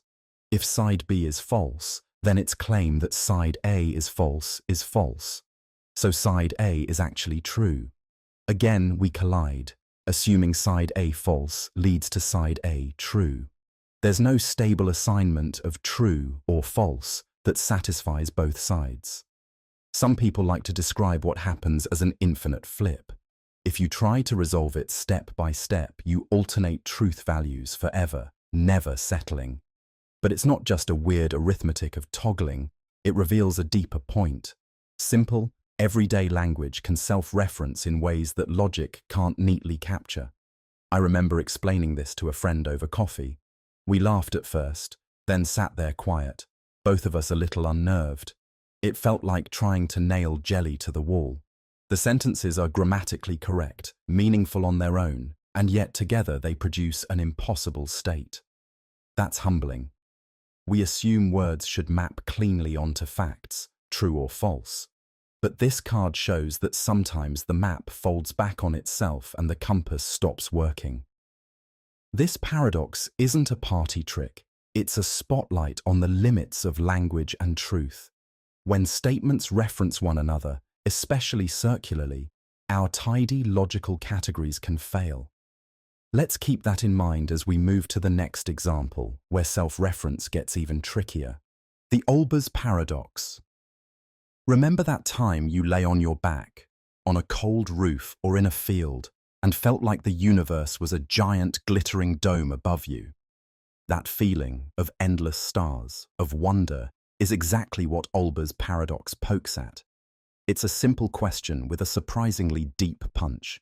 If the universe were infinite, unchanging, and packed full of stars forever, then every line of sight should eventually hit a star. The whole sky would be as bright as the surface of a star. Night, in that case, shouldn't exist. Imagine standing in a forest where trees stretch forever. No matter which way you look, you'd see trunks. Now swap trees for stars. Early thinkers realized this thought experiment created a problem.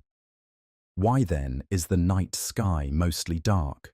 Why is there a patchwork of black between the points of light?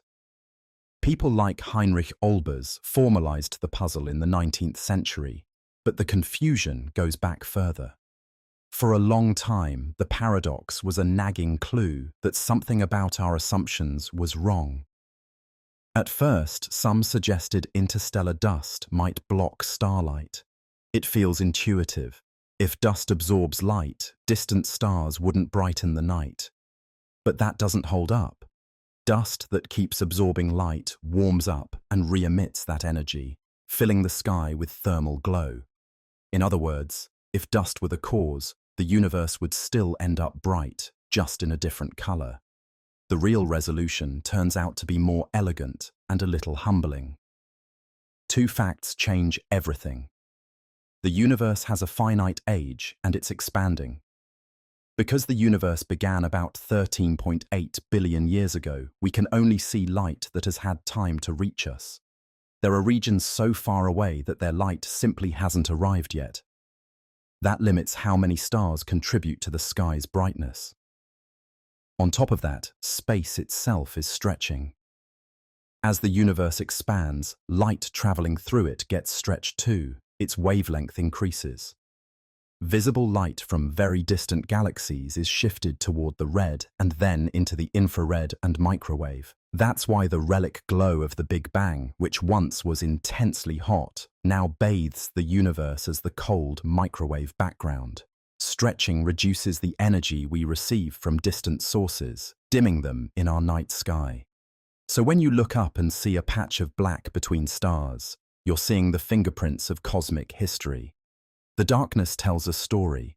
This universe had a beginning. It has limits to how far light can travel, and the fabric of space is actively stretching and cooling the light that does arrive. Night is, in a way, a consequence of a dynamic cosmos. Next, we'll follow that stretched light deeper. What the cosmic microwave background reveals about the universe's first moments, and why that ancient glow is the faint echo of what once might have lit up the whole sky. The catch of human behavior.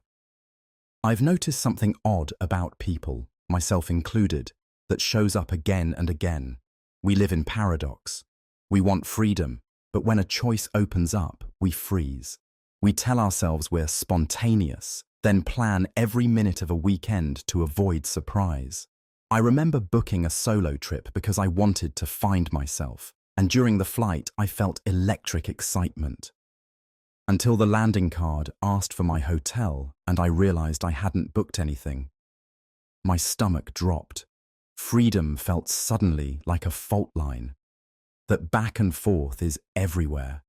In relationships, we say we want intimacy, and the moment someone offers it, we instinctively tighten. We crave being known, and we also protect the parts that feel most fragile. I've said, "You can tell me anything," then flinched when the anything actually arrived. It's awkward and human. We aren't broken for doing that. We're wired that way. These contradictions aren't mistakes, they're the engine. Wanting both security and novelty forces decisions, negotiations, and compromises that shape the life we actually live. If everyone always sought only certainty, we'd never grow. If everyone chased only novelty, we'd have no roots. That tension nudges us toward balance.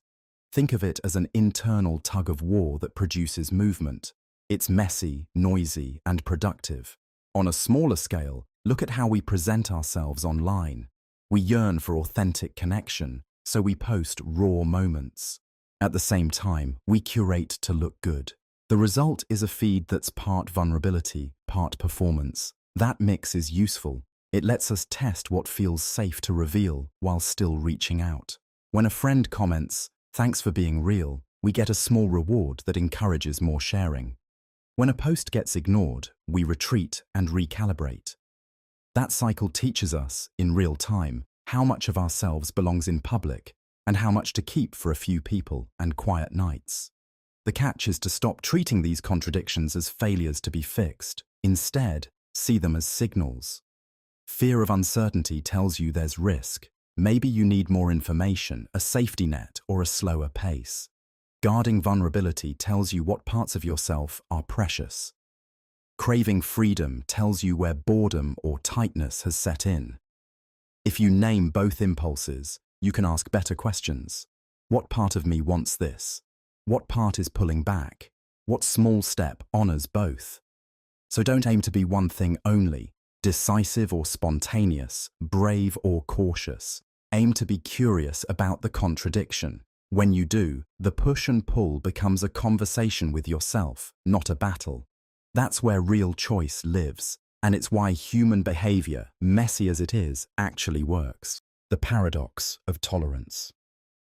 Think of the last time you stayed quiet, even though someone at a party kept saying things that made you uncomfortable. Maybe you told yourself it was better to avoid conflict, to be tolerant. I've done that too, because tolerance feels like the kinder choice. But here's the catch.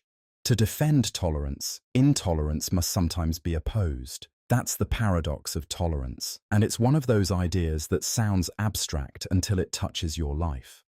The paradox says that if a tolerant society tolerates everything, including groups that want to destroy tolerance itself, then tolerance will vanish. In plain terms, allowing someone to shout down or harass others in the name of free speech can end up silencing the very people you are trying to protect. So, boundaries aren't intolerance in disguise. They're the scaffolding that lets openness exist. I remember a moment at work when a new colleague started spreading conspiracies and attacking another teammate's identity. At first, the team shrugged and treated it like harmless venting. Within weeks, the targeted teammate stopped speaking up in meetings. People revised their behavior. That slow narrowing of space felt subtle until it wasn't. My instinct to avoid conflict had enabled a quieter form of exclusion. We had to intervene. HR stepped in, we documented incidents, the team agreed on clear norms. Those actions felt uncomfortable, they involved confrontation, but they restored the room where everyone could participate without fear. Opposing intolerance doesn't mean mirroring it.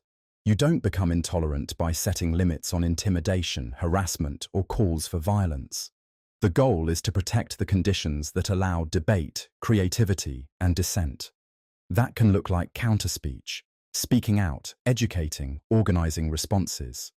And it can also mean legal and institutional measures, anti-harassment policies, rules against incitement, enforcement of anti-discrimination laws.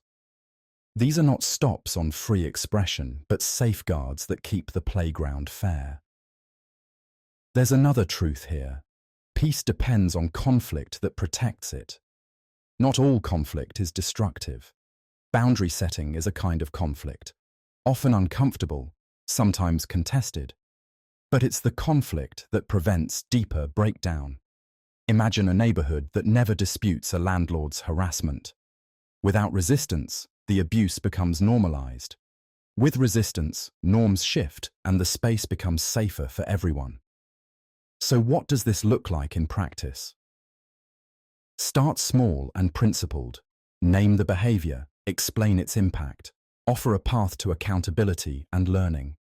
Insist on proportional responses, don't overreach, and be consistent across the board. And remember, opposing intolerance is not about silencing disagreement. It's about refusing to let disagreement turn into harm. Holding that line is messy and human. But boundaries aren't the enemy of openness. They're its protector. When we accept that sometimes we must oppose intolerance, we keep the possibility of a plural, peaceful community alive. The Fermi Silence. Everywhere we look, no one answers. Saying that out loud feels almost obscene, like knocking on every door in a quiet neighborhood and hearing the wind instead of a voice.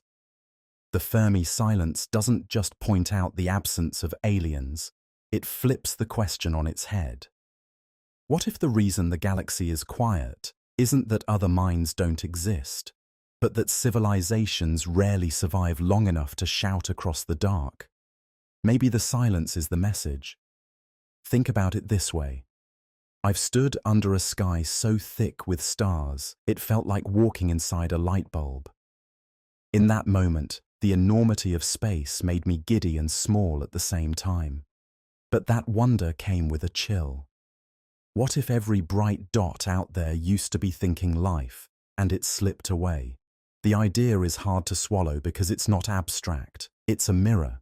If advanced civilizations often hit a dead end, war, ecological collapse, runaway technology, pandemics, or some combination we can't even imagine, then the cosmic quiet becomes a warning rather than a mystery. This is the heart of the great filter notion. There's some barrier that keeps life from spreading. Maybe we've passed it, lucky us. Or maybe it's still ahead, and that thought is unnerving. Picture our civilization like a candle on a long table. Some candles burn steady for ages, others flare bright and die in a gust. If most candles blow out before they can light others, the room stays dim. The Fermi Silence suggests many civilizations never reach the point of interstellar conversation because something snuffs them out first. What makes this personal is recognizing the familiar patterns. Look around at history and at the news. Empires collapse, technologies outpace ethics, resource booms become busts. These aren't purely alien problems, they're human problems too. That's the unsettling but empowering part. If silence is a message, it's addressed to us as well as to the void. We can either interpret it as inevitable doom or as a wake-up call. The galaxy might be quiet because surviving long-term is unimaginably difficult, and surviving requires choices. I don't want to be melodramatic. There's also room for humility and hope. Maybe the silence asks us to be cautious with power, to value resilience over expansion, to invest in the things that let civilizations last, stable institutions, sustainable technologies, empathy that scales. The alternative, assuming the universe is a cosmic graveyard, forces a kind of moral seriousness about our future. So if silence is a message, what exactly is it telling us? Who wrote it, and for whom? That question is where the discomfort turns into responsibility. The Service-Loyalty Paradox. Think about the last time someone on a team screwed up in a way that affected you. A delayed shipment, a misread brief, a dinner ruined because a reservation was missed. My instinct, like probably yours, is irritation. But what sticks in my memory longer are the moments after, the honest apology, the clear fix, the way the person made sure it never happened again. Those recovery moments turned frustration into something else, a little respect, a little affection. That's the paradox. Perfection is sterile. It's the flaw, owned and repaired, that creates loyalty. This shows up everywhere. In relationships, when a partner admits they were wrong and takes real steps to make amends, the bond often deepens. In business, a brand that hides errors or blames customers loses trust. A brand that steps up transparently can create advocates. I once had a local cafe get my order wrong. Twice. On the second day, the owner didn't shrug it off. She apologized, gave me a free drink, asked how they could prevent it, and then started personally greeting regulars by name so orders weren't mixed. I felt seen. I kept going back. That small sequence turned a mistake into a connection. Why does this work? Because owning a mistake signals something rare: vulnerability plus competence. It says, I'm human, but I'll fix this. That combination lowers guard and creates psychological safety. Customers and partners want reliability, yes, but they also want reassurance that when something breaks, the other side will carry the weight. That's how loyalty evolves, not from flawless execution, but from predictable recovery. So what does owning a mistake look like in practice? 4 simple moves. Acknowledge quickly and specifically. We messed up your order because of X beats sorry for the inconvenience. Apologize without hedging. No if or but. Simple responsibility communicates integrity. Make a meaningful repair. A token won't cut it. The solution must match the harm and restore trust. Show the change. Explain what will be done differently and follow through. People remember follow-through more than words. This isn't manipulative, it's human. When I've applied these steps, friends and customers stayed, often closer than before. The real danger is pretending perfection is the goal. That breeds cover-ups and brittle systems. The paradox invites us to design for recovery, quick fixes, honest communication, and institutional learning. So next time something breaks, whether in love or business, resist the urge to hide. Own it, repair it, and document the lesson. You'll be surprised how often recovery builds a stronger foundation than flawless performance ever could. The infinite patience paradox. The tension becomes most obvious in the infinite patience paradox. If you wait until everything feels perfect, you may never start. But if you jump in too soon, you can ruin what could have been great. I've been on both sides of that fence. I remember sitting on an idea for a podcast for 2 years because my recording setup wasn't studio quality. By the time I finally launched, the initial buzz had passed and I had to rebuild momentum. On the flip side, I rushed a design sprint once without enough research and ended up redesigning the whole thing 3 months later. Both felt like wasted time, one from delay, the other from haste. What makes timing tricky is that readiness isn't purely technical. It's emotional, financial, social. You might have the skills but not the confidence, or you might have the confidence but not the systems. That's why patience isn't a single virtue, it's a practiced skill. Think of it like seasoning a stew. Too soon and the flavors are raw, too late and they're gone. Taste often, adjust deliberately. Here are practical ways I use to avoid both extremes. Simple rules that make the line between readiness and regret visible. Define a good enough threshold. Instead of perfection, pick 3 non-negotiables that must be in place before you act. For me, with the podcast, it was 1 episode recorded, a simple cover image, and a launch date. Once those were met, it was time. Time box your waiting. Give yourself a clear deadline for preparation. If you don't hit a milestone by then, launch a minimal version. Constraints force priorities and avoid endless tinkering. Run micro-experiments. Can you test a core assumption with a 1-hour task or a single page? Small bets reduce the cost of being wrong and accelerate learning. Pre-mortem and stop-loss. Imagine the worst-case scenario if you act now, then plan a small, reversible step. Likewise, set a stop-loss for projects that aren't working so you don't keep throwing time at diminishing returns. Separate learning from launching. Commit to structured practice, a set number of hours or pieces of feedback, but tie it to a launch condition so practice doesn't become perpetual procrastination. Timing often feels like fate, but it's mostly choices. If you find yourself frozen, ask, what's the smallest imperfect version I can release to learn faster? If you're moving too fast, ask, what will suffering this error cost me? Balancing those answers is how you turn patience into productive timing. Next, we'll look at concrete decision tools you can use the moment you're stuck between waiting and acting. The Hedonistic Trap. I used to think happiness had a direct route. Do more of what feels good and you'll feel better. That meant nights out, impulse buys, scrolling until my thumb cramped. Short-term spikes of pleasure that fizzled the next morning. That pattern has a name, the hedonic trap. When you chase pleasure head-on, it fades. Our brains adapt, novelty wears off, and we end up chasing the next hit. I'll be honest, I've fallen for it more times than I care to admit. I remember buying an expensive camera because I convinced myself it would fix my creative slump. For a week, I was elated. Then the lens sat on a shelf while I scrolled other people's perfect photos and felt worse. The camera didn't change the thing I was actually starving for. Not a new gadget, but a reason to create and someone to share it with.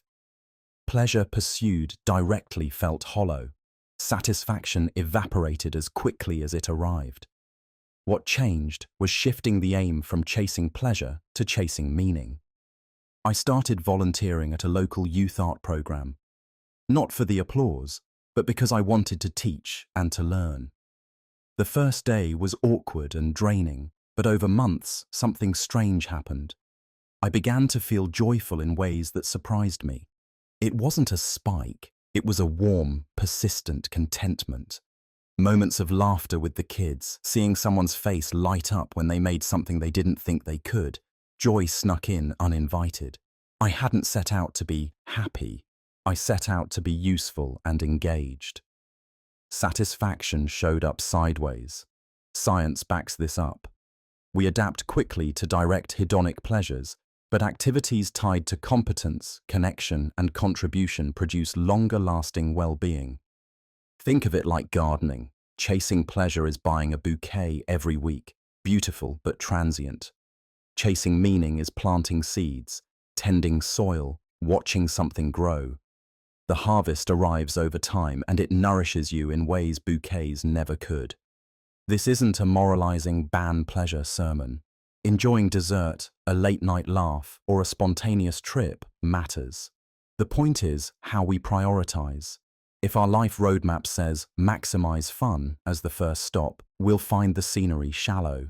But if we design days around projects that challenge us, relationships that ground us, and ways to help others, joy becomes an uninvited companion. It just turns up. So how do you escape the trap in practice? Start small. Pick one activity this week that builds skill or connection rather than just providing instant gratification. Notice the difference between the quick spike and the slow warmth. If that sounds vague, try teaching someone something you know, committing to a short creative project with a deadline, or volunteering an hour. You're not denying pleasure, you're inviting a deeper kind. Next, let's break down simple habits that make meaning the default, not the exception. The Olbers Paradox. That tension, knowing more means changing what you're trying to know, is the heart of the Olbers Paradox. It shows up everywhere, in ways small and obvious, and in ways that quietly mess with our conclusions. Think about a friend who says they always arrive on time. The moment you start watching how punctual they are, they'll either try harder to be on time or become anxious and late. Your act of looking nudged the behavior.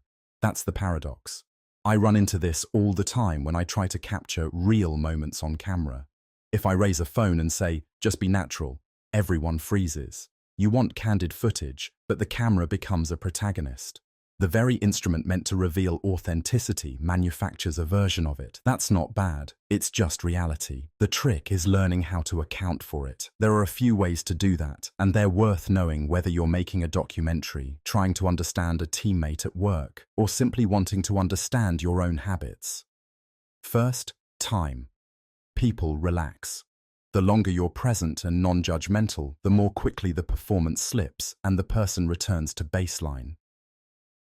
Longitudinal observation, hanging out over days or months, often reveals the patterns that a single snapshot hides. Second, change your role. Instead of a distant observer, become a participant. When you're involved, people behave differently because you're no longer an external measuring device. You're part of the interaction. This doesn't eliminate bias, but it shifts what's being measured, and sometimes that's the truer thing you want to know. Third, use indirect or unobtrusive measures. In labs, we use sensors that don't demand attention or logs that people forget about. Online, the same principle applies. Look at what people click, where they linger, what they ignore. These traces are often more reliable than what people tell you when they know they're being watched. Fourth, be transparent. It may seem counterintuitive, but admitting you're observing and explaining why builds trust and reduces performative behavior. People relax when they understand the purpose and feel respected. In research, ethics and clarity aren't just rules, they're tools to produce better data. Finally, triangulate. Combine interviews, recordings, third-party reports, and your own notes. Discrepancies are informative. They tell you where observation is shaping reality and where patterns persist regardless. At the end of the day, observation is not a neutral act. That's not a flaw to hide, it's a property to work with. When we accept that looking changes what's looked at, we stop blaming the data and start asking better questions. What exactly did my presence do? Whose behavior changed and why? How can I design my observation to reveal the truths I actually need? When you shift from trying to catch pure behavior to understanding the dynamics of being watched, your findings become richer, more honest, and surprisingly human.